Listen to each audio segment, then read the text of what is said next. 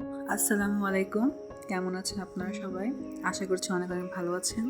তো আজকে আমি আপনাদেরকে আমার নিউ ওভেন আনবক্সিং করে দেখাচ্ছি এবং কিভাবে আপনারা এটাতে পারফেক্ট টেম্পারেচার এবং টাইম সেট করে কেক বেক করতে পারবেন সেটাও আমি আপনাদেরকে দেখিয়ে দিব।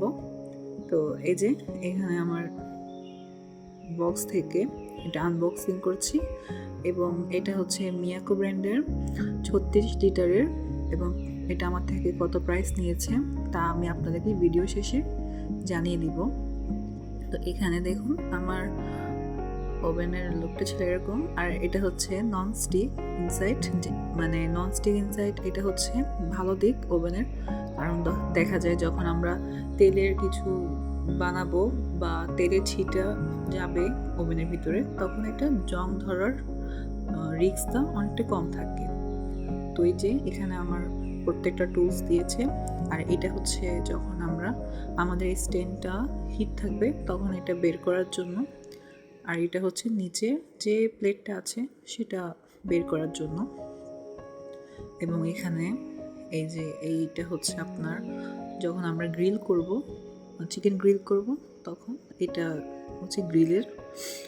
আর ইনশাল্লাহ আমি আপনাদেরকে সামনে কিভাবে চিকেন গ্রিল করতে হয় সেটা দেখিয়ে দিব ওভেনের মধ্যে। আর এটা হচ্ছে একটা মেনুর কার্ড, এখানে আপনারা সব কিছু লেখা দেখবেন, পাবেন। এখানে আপনাদের প্রত্যেকটা তাপমাত্রাও দেওয়া থাকবে ওভেনের মেনু কার্ডের মধ্যে।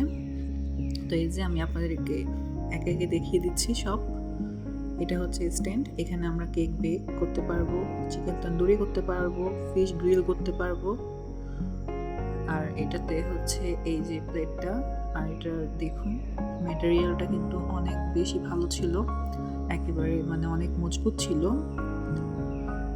এবং ওভেনটা আমার একদম আমি যেরকম চেয়েছি ওরকম পেয়েছি, পারফেক্ট।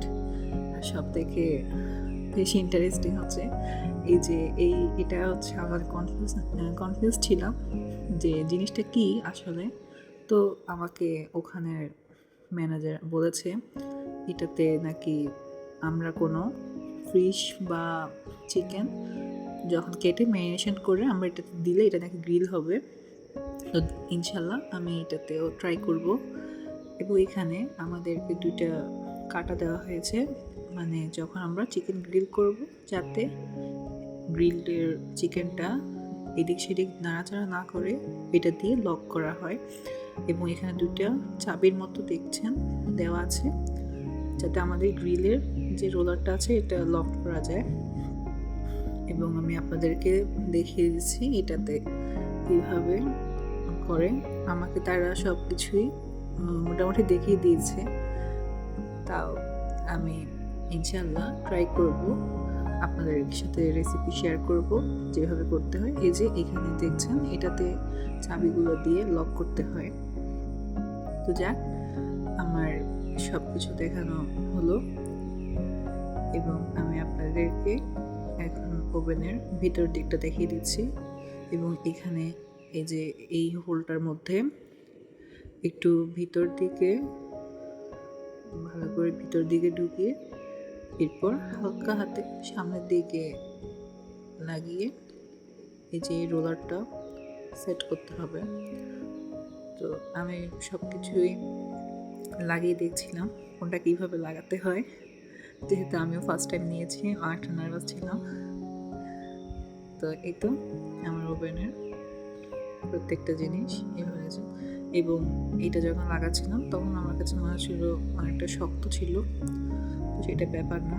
এটা আমরা কিছুদিন ইউজ করার পরে দেখা যায় এটা সেট হয়ে যায়, যেহেতু এটা ইনটেক ছিল, নতুন ছিল, যার জন্য একটু এই যে এটা দিয়ে আপনারা এটা করুন। আর আপনারা চেষ্টা করবেন গ্লাভস ইউজ করতে, ওভেন প্রুফ যে গ্লাভসগুলো আছে সেগুলো ইউজ করতে, যেহেতু ওভেনটা অনেক বেশি হিট থাকে।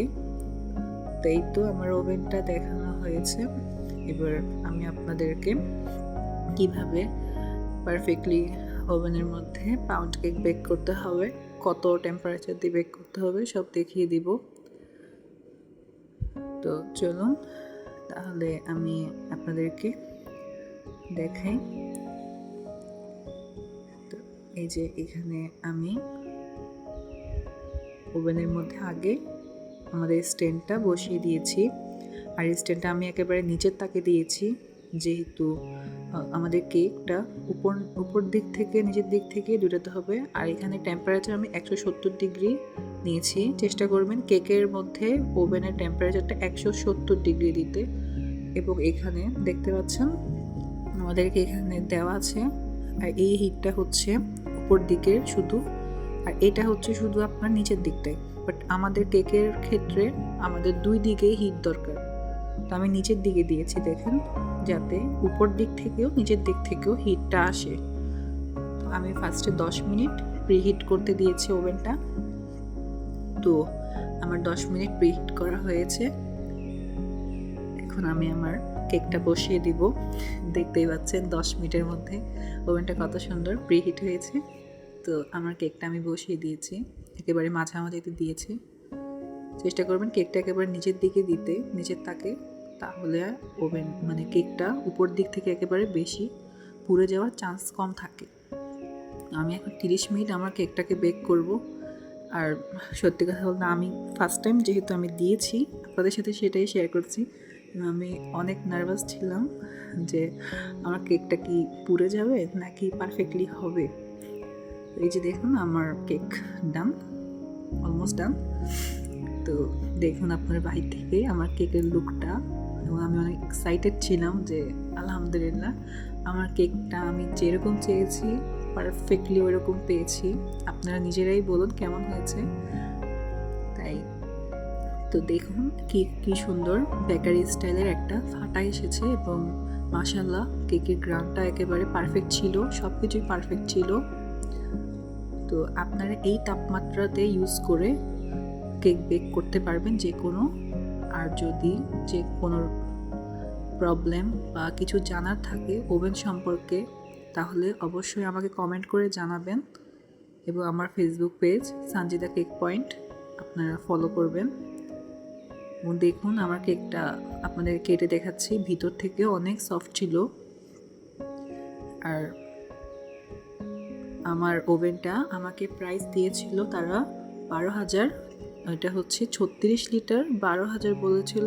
আমি ডিসকাউন্ট সব কিছু মিলিয়ে আমার থেকে 10,350 টাকা রেখেছে। এবং যারা হালি শহরে আছেন, আপনারা চট্টগ্রামের হালি শহর থেকে, তারা ইজিলি এই ওভেনটা নিতে পারেন, যারা বেকিংয়ের জন্য নিতে পারছেন। এই পর্যন্ত, আল্লাহ হাফেজ।